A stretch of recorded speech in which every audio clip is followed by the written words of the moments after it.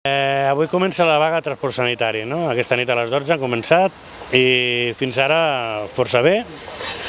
Hi ha un seguiment força interessant, sobre un 40% de moment, són les dades que tinc. Els treballadors del transport sanitari hem lluitat molt per arribar on estàvem ara i amb aquest retall anunciat per la Conselleria és tornar enrere molts anys i és jugar una miqueta amb la vida dels usuaris, que jo puc ser un usuari, tu pots ser un usuari. Demorar una ambulància d'urgències entre 20 i 50 minuts és una bogeria. Compromís de vida ja segur. Llavors, volem sobretot fer cridori a la gent, al ciutadà, a la ciutadana, que els sindicats no només lluitem per lo laboral, sinó també lluitem per lo personal. N'hi ha transport sanitari no urgent i transport sanitari urgent. El transport sanitari no urgent, i això s'entén per rehabilitacions, altes, diàlisis, programats. La retallada tindrà un impacte entre el 12 i el 18% segons l'empresa d'activitat.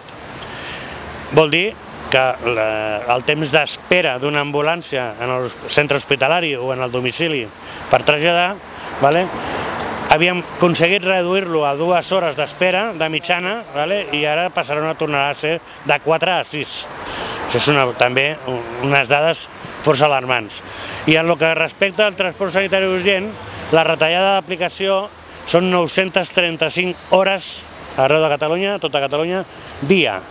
Això vol dir 28.000 al mes, i si sumem una miqueta i fem la multiplicació d'aquí al cap d'any, serien més de 140.000 hores de reducció.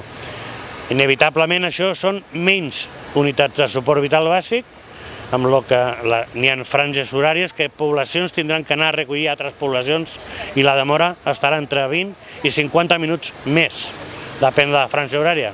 A Girona Capital n'hi havia 2 unitats de 24 hores i han quedat una de 24 i una de 12 només de dia.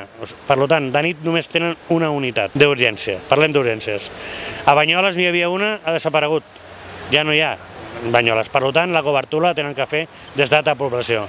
I a Ripoll també, n'hi havia una i també l'han tret. Amb el que també tindran que anar la de Campdevànol o la Campodron o qualsevol.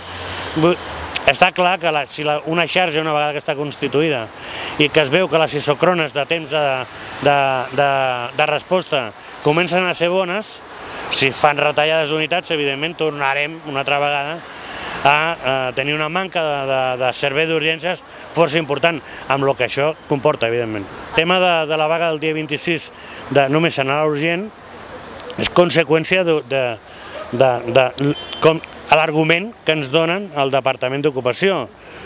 El propi conseller, Xavier Mena, que és el que ha decretat els mínims d'aquesta vaga de 4 dies, en un pàrraf diu, s'expressa que el dret a la salut i a la vida, articles 15 i 43 de la Constitució espanyola, és fonamental per la persona, per l'usuari.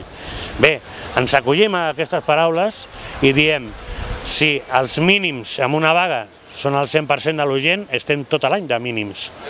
No entenem que puguin la Conselleria retallar d'uns mínims.